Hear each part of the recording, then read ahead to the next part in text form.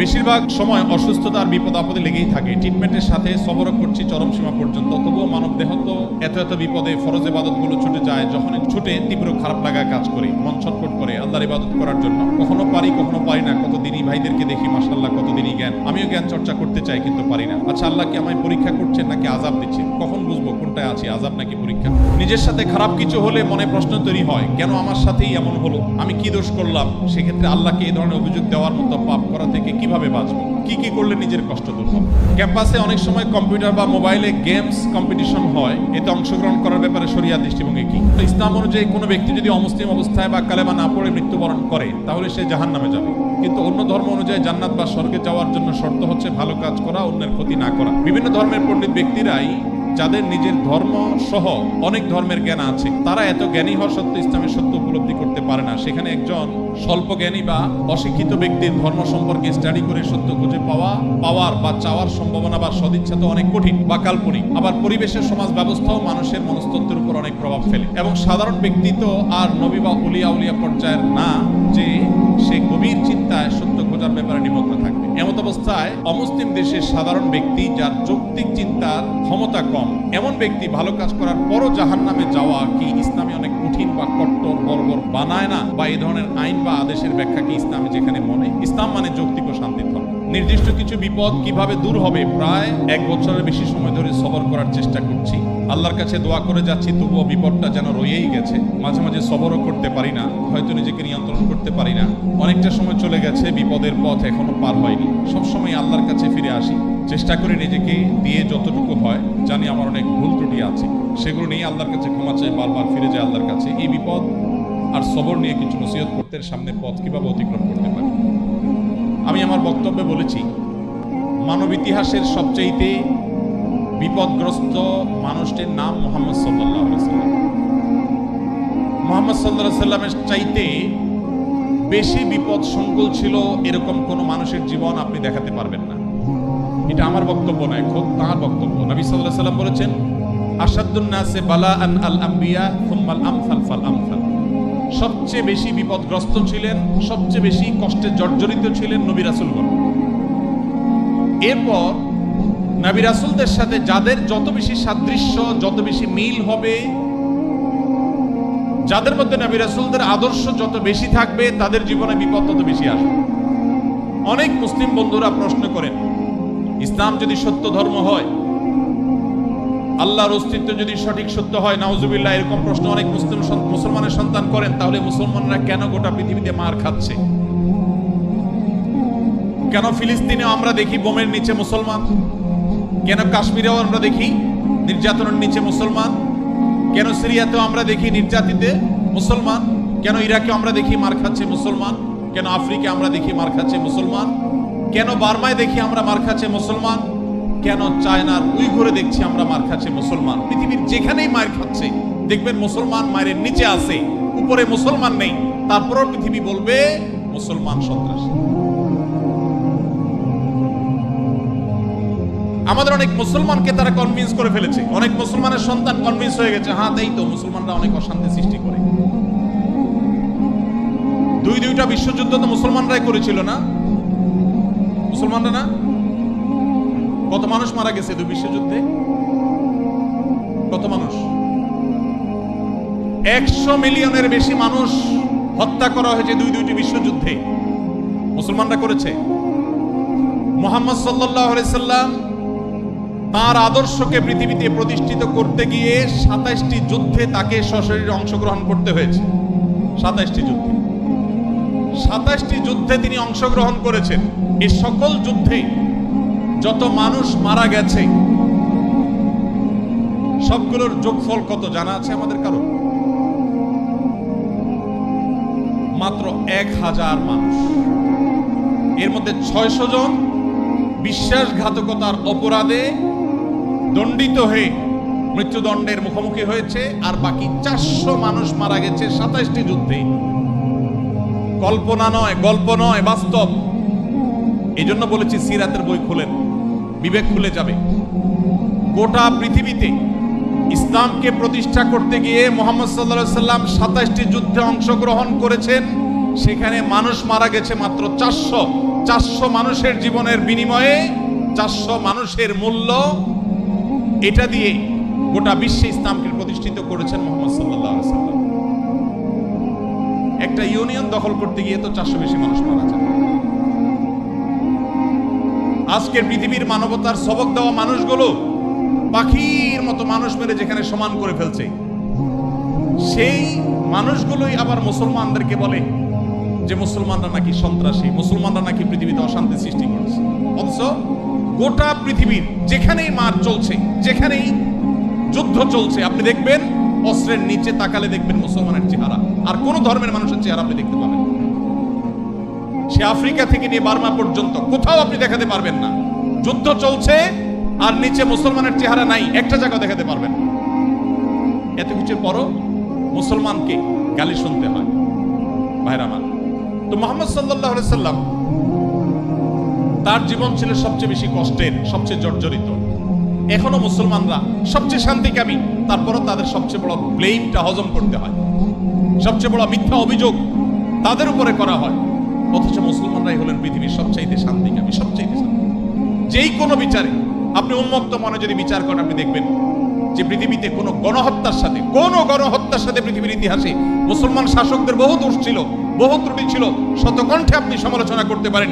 আজকের বিশ্বের মোড়লরা যেভাবে গণহত্যা করছে, পাখির মতো নির্বিচারে মানুষ মারছে ফিলিস্তিনের মাটিতে, আজকে পৃথিবীর বিভিন্ন প্রান্তে তারা যেভাবে মানুষ খুন করছে, সেই মানুষগুলাই যখন কোনো ভিডিও ফুটেজে দেখেন ফেসবুকে, ইউটিউবে, তারা হেলিকপ্টার নিয়ে তাদের সেনাবাহিনী গিয়ে একটা গর্তে, কোনো একটা ড্রেনে কোনো কুকুর ছানা পড়ে গেছে, একটা বিড়ালের ছানা পড়ে গেছে, সেটা উদ্ধার করার জন্য তারা লেগে গেছে, আপনি তখন বলছেন ওয়াও, কত মানবিক তারা। সেই তারা যখন কুকুরের জন্য বিশাল বড় হসপিটাল করছে, আপনি বলছেন কত মানবিক তারা। অথচ এরাই নির্বিচারে পাখির মতো মানুষ হত্যা করছে। এবং অনেক সভ্য দেশ আছে যেই দেশে শুধু ফিলিস্তিনি নির্যাতিত ফিলিস্তিনিদের পক্ষে পতাকা নিয়ে আপনি রাস্তা বের হবেন, রাষ্ট্রের আইন অনুযায়ী আপনি অপরাধী বিবেচিত হবেন। এখনো আছে, এই সভ্য পৃথিবীতে আছে। তো যাই হোক, প্রিয় নবী সাল্লাল্লাহু আলাইহি সাল্লাম যে দিন রেখে গেছেন, এখানে মুসলমান কোনটা থাকবে এটাই স্বাভাবিক। আমার কথা কি ছিল সেখান থেকে যে অনেক বন্ধু বলে কেন মুসলমানরা এত মায়ের খায় যদি ইসলাম সত্য হয়। হ্যাঁ, ইসলাম সত্য যে তার প্রমাণই এটা যে মুসলমানরা মায়ের খাবে। মুসলমানরা কখনো জুলুম করবে না, জুলুমের শিকার হতে পারে, মুসলমান কখনো জালিমের আসনে যাবে না। ব্যক্তিগত পর্যায়ে মুসলমান জালিম থাকতে পারে, সামষ্টিকভাবে, সামগ্রিকভাবে বিশ্ববাসীর উপরে জুলুম এটা ছড়িয়ে দিবে, জুলুমের স্টিম রোলার চালাবে মুসলমানরা সামষ্টিকভাবে, এটা কোনোদিন হয়নি, ইতিহাসে কোনোদিন হবেও। অতএব যারা মনোবেদনা আছেন, কষ্টে আছেন, বিপদে আছেন, ভেঙে পড়েন যে এত বিপদ কেন, তারা নিজেদেরকে অনেক সময় মনে করেন যে আমি অপরাধী। না, এটা বরং সান্ত্বনার ব্যাপার। যে যত ইমানদার হবে তার জীবনে যত পরীক্ষা আসবে, তার থেকে তত কষ্ট করতে হবে এবং কষ্টের মধ্য দিয়ে পার হতে হবে। ইমানদারের সাফল্য হলো যে যত কষ্টই হোক না কেন, একভাবে না একভাবে কষ্ট শেষ হবে। কোনোভাবে যদি শেষ না হয়, মৃত্যুর মাধ্যমে শেষ হবে। এরপরে যদি আল্লাহ তাআলা আমাকে জান্নাত অফার করেন যে বান্দা তুমি অনেক কষ্ট করেছো, তোমাকে আমি জান্নাত অফার করছি, তাহলে আমার সারা জীবনের কষ্টের বিনিময়ে অনন্তকালের জান্নাত পেয়ে গেলে এটা নিশ্চয়ই লাভজনক ডিল। ভাইরা আমার, দুঃখ বা কষ্টে যখন থাকি তখন আমরা সাধারণত এই বিষয়গুলোকে এভাবে অনুভব করতে পারি না, একটু কষ্ট হয়। যখনই আপনি আমি দুঃখে পতিত হব, আমাদের নবীজির কথা স্মরণ করব যে তার চাইতে দুঃখে কেউ ছিল না, সবচেয়ে কষ্টে ছিলেন, কিন্তু তার চাইতে সাকসেসও পৃথিবীতে কেউ ছিল না। ইন্টারেস্টিং বিষয়, সবচেয়ে দুঃখী মানুষ সবচেয়ে সফল মানুষ। কি অর্থে সফল? ওই যে তার মিশনকে তিনি সবচেয়ে ভালোভাবে বাস্তবায়ন করেছেন। প্রথম এবং দ্বিতীয় বিশ্বযুদ্ধের মধ্যে 100 মিলিয়ন মানুষ হত্যা করতে হয়নি। তার আদর্শকে তিনি পৃথিবীতে অত্যন্ত চমৎকারভাবে প্রতিষ্ঠা করে গেছেন, সবচেয়ে শান্তিপূর্ণভাবে, সবচেয়ে কম মানুষের জীবনের মূল্যের বিনিময়ে। অতএব কষ্ট যখন হবে আমাদের সবর করতে হবে, ওই কথা চিন্তা করি। আমাদের সমাজে একটা কুসংস্কারাচ্ছন্ন বিশ্বাস আছে, উক্তি আছে, এখনো গ্রামে গঞ্জে এমনকি শহরে অনেক মানুষ আছে, কারোর যদি বিপদ আপদ পিছ না ছাড়ে, একের পর এক বিপদ লেগেই আছে। দেখবেন অনেকে কমেন্ট করে, লোকটা কত বড় অপরাধী হলে একটার পর একটা বিপদ লেগে আছে, কত খারাপ মানুষ। অথচ একটার পর একটা বিপদ লেগে থাকা এটা মানুষের খারাপ হওয়ার কোনো প্রমাণ নয়। একটা মানুষ ফেরেশতার মতো ভালো মানুষ হয়েও তার উপরে বিপদ হতে পারে, বরং কখনো কখনো লাগাতার এবং ধারাবাহিক বিপদ এটা তার সততার, আল্লাহ ভীরুতার, আল্লাহর নেককার বান্দা হওয়ার প্রমাণ হতে পারে। তো এই জন্য আমরা যারা বিপদগ্রস্ত আছি তাদের জন্য সান্ত্বনা হলেন নবী করিম সাল্লাল্লাহু আলাইহি সাল্লাম। আল্লাহ আমাদেরকে ধৈর্য ধারণ করার তৌফিক দান করুন। নিজের সাথে খারাপ কিছু হলে মনে প্রশ্ন তৈরি হয়, কেন আমার সাথেই এমন হলো, আমি কি দোষ করলাম? সেক্ষেত্রে আল্লাহকে এই ধরনের অভিযোগ দেওয়ার মতো পাপ করা থেকে কিভাবে বাঁচব, কি কি করলে নিজের কষ্ট দূর হবে? এখানে অনেক প্রশ্ন আছে, যে প্রশ্নগুলো আল্লাহ সম্পর্কে অভিযোগ কেন্দ্রিক।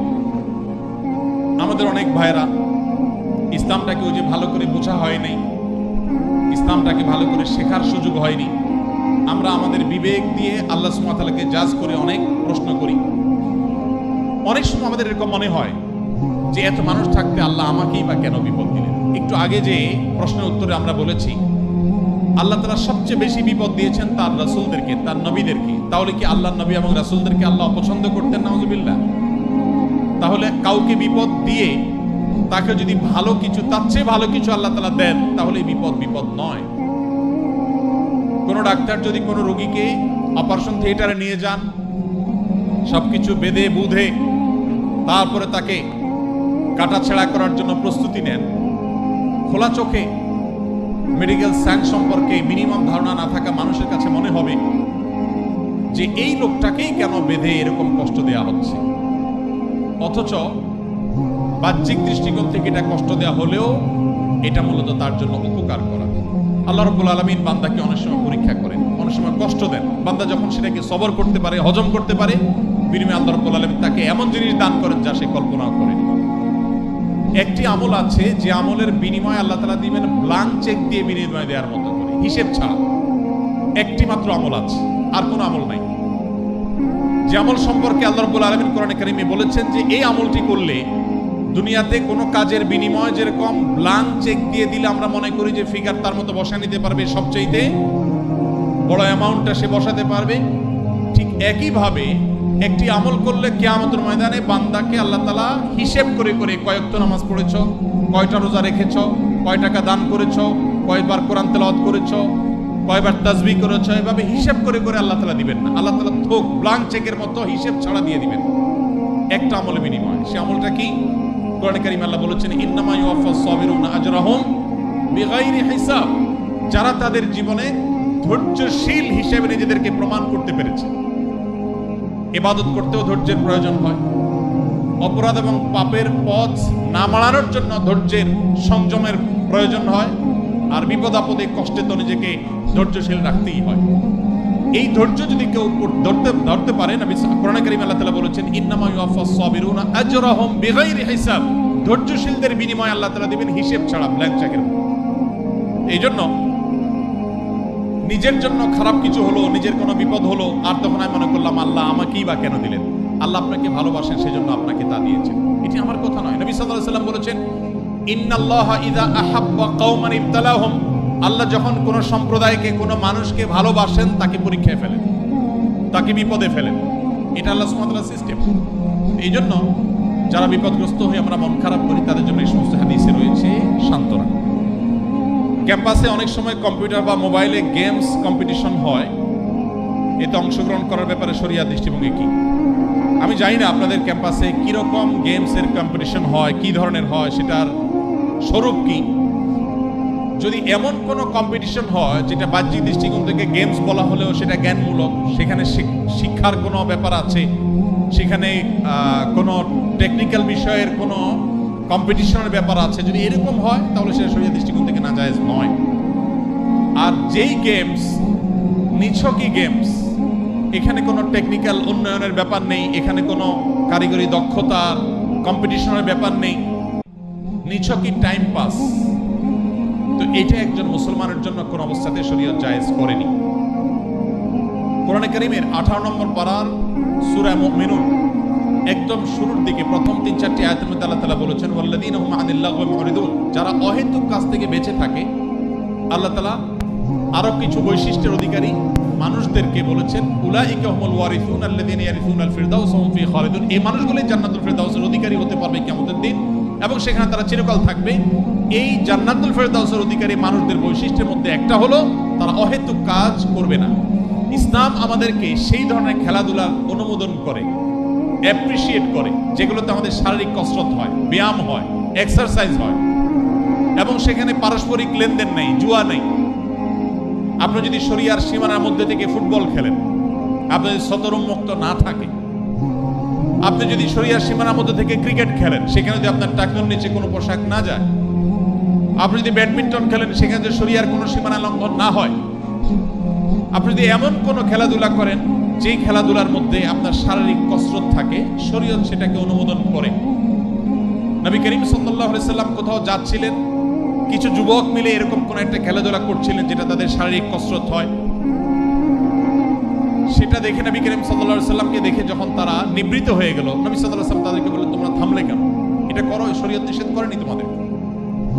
অতএব যে সমস্ত শারীরিক কসরত রয়েছে, এরকম খেলাধুলা আছে, সেগুলোকে অনুমোদন করে, কারণ এগুলো আমাদেরকে মানসিক রিফ্রেশমেন্ট এনে দেয়। এর বিপরীতে যত গেমস আছে আজকের পৃথিবীতে, মোবাইলে হোক, কম্পিউটারে হোক, ট্যাবে হোক, যতভাবে হোক, এই গেমসগুলোর কোনোটি, এমনকি অফলাইনে যে সমস্ত গেমস আছে, টাস খেলা, ক্যারাম খেলা, আর অনেক খেলাধুলা আছে, যে খেলাগুলোতে আসলে শারীরিক কোনো কসরত নাই, এগুলোকে শরীয়ত অনর্থক কাজ হিসাবে বিবেচিত করে, এবং এগুলোর জন্য কিয়ামতের ময়দানে আল্লাহর কাছে জবাবদিহি করতে হবে, এগুলো গুনাহ। সমস্ত উলামায়ে কেরাম এই সমস্ত খেলাধুলো, সেটা লুডো বলেন বা অন্য যত রকমের খেলাধুলা আছে অনলাইনে অফলাইনে, এগুলো মানুষকে মানসিকভাবে আরো ভারাক্রান্ত করে দেয়, মানুষকে আরো বোর করে দেয়। এই ধরনের খেলাধুলা করার পর আপনার মধ্যে মানসিক রিফ্রেশমেন্ট কখনো আপনি পাবেন না, কখনো আপনি রিফ্রেশ বা ফ্রেশনেস আপনি কখনো অনুভব করবেন না। এই জন্য শরীর এগুলোকে নিষেধ করে। অতএব আপনার এখানে কি ধরনের কম্পিটিশন আমি জানি না, আমি শুধুমাত্র মৌলিক কথা বলে রাখলাম। বেশিরভাগ সময় অসুস্থতা আর বিপদ আপদে লেগেই থাকে, ট্রিটমেন্টের সাথে সবরও করছি চরম সীমা পর্যন্ত, তবুও মানব দেহ তো এত এত বিপদে ফরজ ইবাদতগুলো ছুটে যায়, যখনই ছুটে তীব্র খারাপ লাগা কাজ করি, মন ছটফট করে আল্লাহর ইবাদত করার জন্য। কখনো পারি, কখনো পারি না। কতদিনই ভাইদেরকে দেখি, মাশাআল্লাহ, কতদিনই জ্ঞান, আমিও জ্ঞান চর্চা করতে চাই, কিন্তু পারি না। আচ্ছা, আল্লাহ কি আমায় পরীক্ষা করছেন নাকি আযাব দিচ্ছেন? কখন বুঝবো কোনটায় আছি, আযাব নাকি পরীক্ষা? দেখুন, আল্লাহ রাব্বুল আলামিন আমাদেরকে যখন কষ্টে ফেলেন, সেটা একাধারে আল্লাহর পক্ষ থেকে আমার কোনো কৃতকর্মের ফলস্বরূপ আযাব হতে পারে, আবার পরীক্ষা হতে পারে আমার মর্যাদা বৃদ্ধির জন্য, আবার আল্লাহ সুবহানাহু ওয়া তাআলা আমার কোনো ভুলকে ক্ষমা করার জন্য এই কষ্ট দিতে পারেন যে আমি সবর করলে আল্লাহ মাফ করবেন। ঈমানদারের কোনো বিপদ যদি সে ধৈর্য ধারণ করতে পারে, কোনোটাই তার জন্য ক্ষতির কারণ নয়।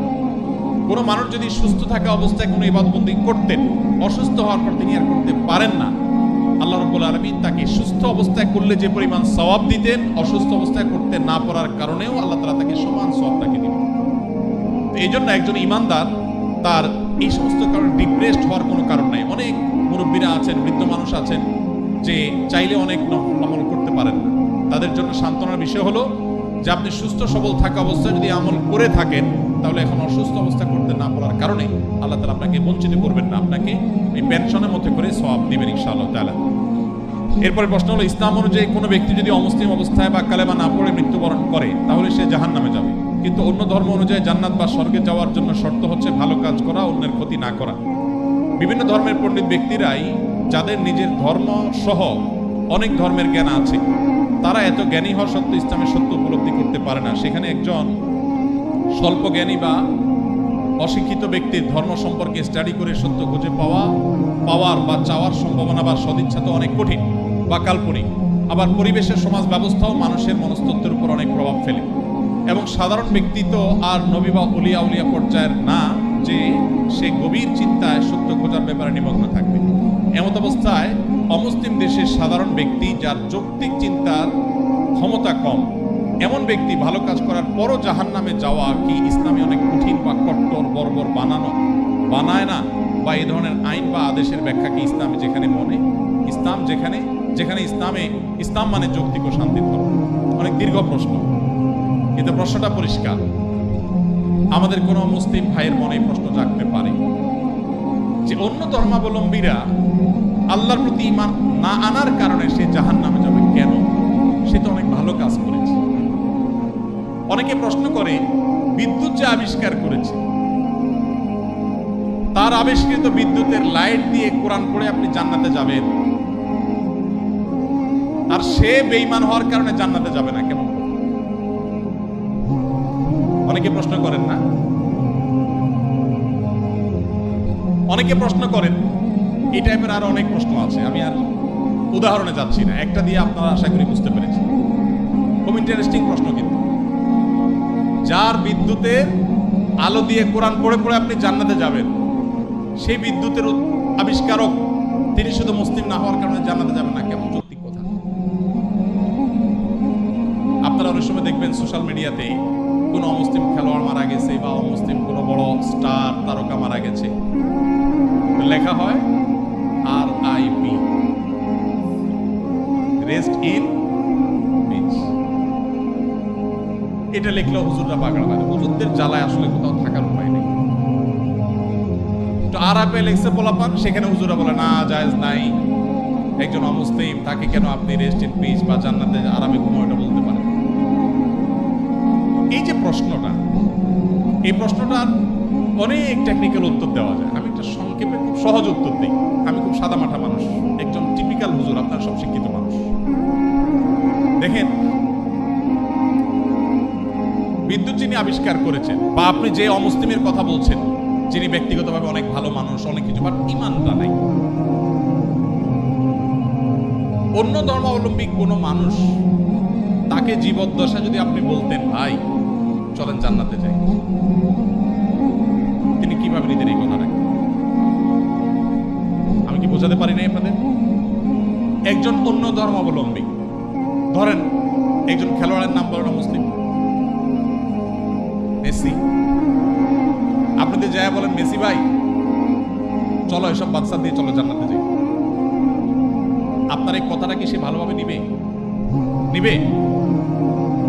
জীবদ্দশায় যে সমস্ত অমুসলিমেরা তাদের জীবনে ভালো মন্দ যাই থাকুক না থাকুক, সে আলাপ সাইডে রেখে আসুন, আমরা বাস্তবিক আলাপে আসি। একজন অন্য ধর্মাবলম্বী মানুষ, তাকে আপনি যদি বলতেন, যার জীবদ্দশায় বিদ্যুতের আবিষ্কারককে যদি আপনি পাইতেন এবং তাকে যদি আপনি বলতেন যে ভাই এসব বিদ্যুৎ বানানো ছাড়া চলো জান্নাতে চলো, সে কি আপনার এই আহ্বানকে পজিটিভলি নিতেন? অন্য কোন ধর্মের মানুষকে যদি আপনি বলতেন যে ভাই জান্নাতে চলো, সে জান্নাত বিশ্বাসিত করে না। আপনি জান্নাতে যাওয়ার আহ্বান করলেও এটাকে সে ডিনাই করত। তো জীবদ্দশায় যে লোক জান্নাতে যেতে চাইতো না, মরার পরে আপনি তাকে টেনে যদি জান্নাতে নিতে চান, এটা কি তার প্রতি সুবিচার হবে না অবিচার হবে? আমি কি বোঝাতে পেরেছি? মারার পরে এখন আপনি বলছেন RIP, রেস্ট ইন পিস। ওয়ারেস সে জীবদ্দশায় তাকে আপনি জাহাজের শেকল দিয়ে বেঁধে টেনেও জান্নাতে নিতে পারতেন না। সে বলতো অসম্ভব, কি বলো তুমি, পাগল নাকি, আমি মুসলমান নাকি, কিসের জান্নাতে আমি যাবো? যে জীবদ্দশায় জান্নাতে তাকে টেনে নেওয়া যাইতো না, মরার পর আপনি বলতেছেন হ্যাঁ অমুসলিম হয়েছে, তাতে কি হয়েছে, তার তো অনেক ভালো কাজ আছে, তাহলে কেন সে জান্নাতে যাবে না? এটা কেমন অবিচার? আপনার এই চাওয়াটাই তো অবিচার, আপনার এই চাওয়াটাই তো অযোগ্য। ভাইরা, আমরা আল্লাহ সুবহানাহু ওয়া তাআলাকে আমাদের মতো করে ভাবি।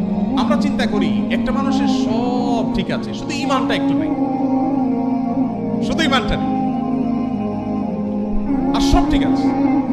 শুধু ঠিক আছে না, আমাদের মুসলমানদের চাইতে অনেক বেশি ডিসিপ্লিন মেনটেন করে, অনেক মাশাআল্লাহ তাদের আচার আচরণ সুন্দর, পারতপক্ষে কোনো পশুকে কষ্ট দেয় না, যদিও মুসলমানকে বোমা মারে, অনেক ভালো ভালো গুণ আছে। এত ভালো একটা মানুষ, এরা জান্নাতে যাবে না কেমন? সবই আছে, শুধু ঈমানটা নেই। ব্যাপারটা কেমন হয়েছে? ধরুন এই যে মোবাইল ব্যাংকিং, নগদ, বিকাশ, সেটা এম ক্যাশ, অনেকগুলো আছে। মোবাইল ব্যাংকিং বা এই যে ডিজিটাল পৃথিবীতে যে অ্যাকাউন্ট নম্বর, এই টেকনোলজি সম্পর্কে কোনো ধারণা নাই। আফ্রিকার জঙ্গল থেকে একটা মানুষকে আপনি তুলে আনলেন, যেই লোকটা, বা আফ্রিকার জঙ্গল যাওয়া লাগবে না। আমাদের দেশে এখনো অনেক মানুষ এমন থাকতে পারে, কোনো গ্রামে গঞ্জের চিপা চাপায় এমন কোনো মুরব্বী বৃদ্ধ মানুষ থাকতে পারে যে এগুলো কিছু বুঝেন না, যে নাম্বারগুলা ভ্যালু কি। এরকম কোনো মানুষের সামনে ধরুন দুটা লোক ঝগড়া করছে তাদের পাওনা টাকা নিয়ে, একজন পাওনাদার আর একজন দেনাদার। পাওনাদার ঝগড়া করছে যে আমি যেই নাম্বার দিলাম তুমি সেই নাম্বারে টাকাটা না দিয়ে আরেক নাম্বার দিছো, তুমি এত বড় একটা ভুল করলা, টাকাটা আমি পাইলাম না, আমার দরকার ছিল, আমার সাথে কমিটমেন্ট ছিল তুমি দিবা, কেন দিলা না? এটা তিনি খুব ঝামেলা করছে। আর ওই বেচারা বলতেছে ভাই সবই ঠিক আছে, কিন্তু একটা ডিজিট ভুল হয়েছিল, জাস্ট একটা ডিজিট। টাকা তো আমি ভাই পুরোটাই দিছি, 10,000 10,000 দিছি, একটা ডিজিট ভুল হয়েছে, এত চিল্লাচিল্লি কি আছে ভাই? আরেক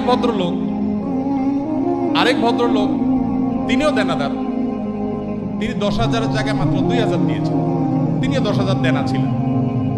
তার ব্যাপারে সে এতটা রাগারাগি করছে না, বলছে ভাই 2,000 দিছো, তাও তো দিছো, আমার অ্যাকাউন্টে আসছে ঠিক মতো, ভালো, আর বাকিটা দিয়ে দিও টাইম মতো, ঠিক আছে। এখন ওই যে বৃদ্ধ চাচা, যে এই টেকনোলজি সম্পর্কে কোনো ধারণা নাই, সে চাচা এসে এখন বলতেছে ভাই একটা লোক 2,000 দিল, তুমি খুশি হয়ে গেলা, আর এই বেচারা 10,000 দিল, 10,000 দিছে, পুরাটাই দিছে, লাগলে আরো 2,000 হয়তো বাড়াইয়াও দিছে, শুধু একটা ডিজিটের ভুলের কারণে এত চেতাচেতির কি আছে? এই চাচাকে কেউ বুঝাইতে পারবে? কেন বুঝাইতে পারবে না? কারণ এই টেকনোলজিটা তার জানা নাই। ভাইরা আমার, আমাদের অনেক বন্ধু আছেন যারা আল্লাহর অনেক বিধানকে, শরিয়ার অনেক বিধানকে, কোরআনের অনেক নির্দেশকে তাদের লজিক দিয়ে তারা বিচার করে। ইলজিক্যাল, এটা তো অযৌক্তিক। আরে ভাই, আরবিতে একটা প্রবাদ আছে, আল ইনসানু আদাউল লিমা জাহিলু। মানুষের কাছে যে বিষয়ে অজানা থাকে সেটা তার কাছে শত্রু মনে হয়। আপনি যে টেকনোলজি জানবেন না সেটা আপনার কাছে ইলজিক্যাল মনে হবে। বিদ্যুৎ আবিষ্কার হয়েছে আজ থেকে কত বছর আগে? কত বছর আগে? যতশো বছর আগেই হোক, কারণ 500 বছর আগের পৃথিবীর কোনো মানুষ, বিদ্যুৎ আবিষ্কার হওয়ার আগের পৃথিবীর কোনো মানুষ, তাকে যদি বলা হতো যে এখানে ওয়ালে একটা সুইচ আছে, এখানে টিপ দিলে ওই 20 হাত ধরে ফ্যান ঘোরা শুরু করবে, এটা যদি বলা হতো, তার কাছে এই কথাটা কি লজিক্যাল হতো না ইলজিক্যাল হতো? লজিক্যাল হতো। সে বলতো হাস্যকর, তাই না? ফেসবুকীয় ভাষায় সে বলতো কি, জাস্ট হাস্যকর। টিপ দিবা এখানে ওয়ালে, ফ্যান করবে 20 হাত ধরে, কিভাবে সম্ভব?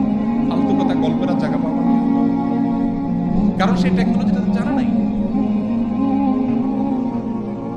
মানুষের তৈরি টেকনোলজি সম্পর্কে এতটুকু গ্যাপ থাকার কারণে যদি কোনো কিছু তার কাছে ইলজিক্যাল মনে হয়, মানুষের সৃষ্টিকর্তা, মানুষের এই ব্রেইনের সৃষ্টিকর্তা আল্লাহ রাব্বুল আলামিনের কাছে তার কোনো আদেশ, তার কোনো নিষেধ, এটার যৌক্তিকতা, বাহ্যিক দৃষ্টিকোণে আমার বুঝে আসছে না, তার টেকনোলজি আমি ধরতে পারছি না। ওই যে একটা ডিজিটে বললে কি হয়েছে, শুধু ইমান নাই তাতে কি হয়েছে, এই টাইপের কথাবার্তা অনেকটা শিশু শুরু। আল্লাহ তাআলা আমাদেরকে বোঝার তৌফিক দান। ভাইরা আমার, অনেক কথাই বলা যাবে, সময় অনেক গড়িয়ে গেছে, রাত হয়েছে, আমাদের যেতে হবে, ফজর নামাজ পড়তে হবে। ইমানটা আসলে সারেন্ডার করার নাম, আত্মসমর্পণ করার নাম। মানুষ নিজের বিবেক বুদ্ধি দিয়ে আল্লাহ তাআলাকে জাজ করতে চায়। আমাদের তরুণরা, আপনারা বয়সে বেশিরভাগ, এখানে আমাদের টিচারদার যারা আছেন, আমার পিতৃতুল্য, বড় ভাই তুল্য, তারা বাদে বাকি যারা আছেন সবাই স্টুডেন্ট। আপনারা এই বয়সটাতে অনেক হেয়ালিপনা আসে, ওই যে বৃদ্ধ চাচার মতো ডিজিটের হিসাব কষাকষি শুরু হয়, আল্লাহর সাথে পাল্লা দেয়া দিয়ে শুরু হয়। আল্লাহ এটা কেন বললেন, ওইটা কেন বললেন?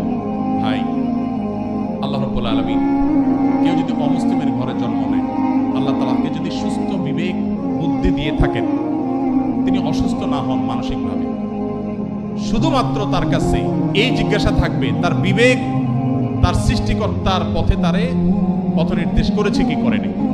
যদি করে থাকে, আল্লাহর একত্ববাদের বিশ্বাসটা শুধু থাকে, আর কোনো বিধান আল্লাহর নাও মানে, গতানুগতিকভাবে সে মুসলমান নাও হয়, তার কাছে ইসলামের দাওয়াত যদি না যায়, তাহলে সে ইসলামের দৃষ্টিকোণ থেকে মুক্তি পেয়ে যাবে আখিরাতে।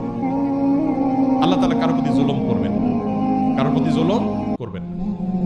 এই টাইপের অনেক প্রশ্ন আছে।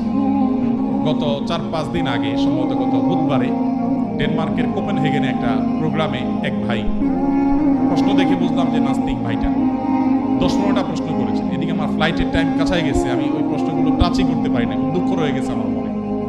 এই সবগুলো প্রশ্নের গোড়া এক জায়গায়, সেটা হলো যে নিজের বিবেক দিয়ে আল্লাহকে বোঝার চেষ্টা করা। তারা শুনেছেন ভারতবর্ষের একজন বড় কবি ছিলেন আল্লামা ইকবাল, বলেছেন জু সমঝ মে আ গই वो फिर खुदा क्यों कर हुआ। যাকে আপনার বিবেক দিয়ে ক্যাপচার করে ফেলতে পেরেছে, আয়ত্ত করে ফেলতে পেরেছে, সে আবার আল্লাহ হলো কি? আল্লাহ তো সে অসীম সত্তার নাম, যে অসীম সত্তাকে আপনার আমার বিবেক দিয়ে, আমার বুদ্ধি দিয়ে তার সকল আদেশ নিষেধের সকল তত্ত্বের যৌক্তিকতা আমরা ধরতে পারবো না। এটাই তো আল্লাহর অসীমত্বের পরিচয়। একজন অধীনস্থ যদি একজন মালিকের সকল কাজের সকল পলিসির যৌক্তিকতা তার মাথায় না ধরে, হতে পারে না। কোম্পানির মালিক আর কোম্পানির একজন ড্রাইভার। এখানে আমার বড় ভাই ডাক্তার মহিউদ্দিন ভাই আছেন, এত বড় প্রতিষ্ঠানের মালিক, এতগুলো মেডিকেল কলেজ, এতগুলো মানুষ তার কাজ করে।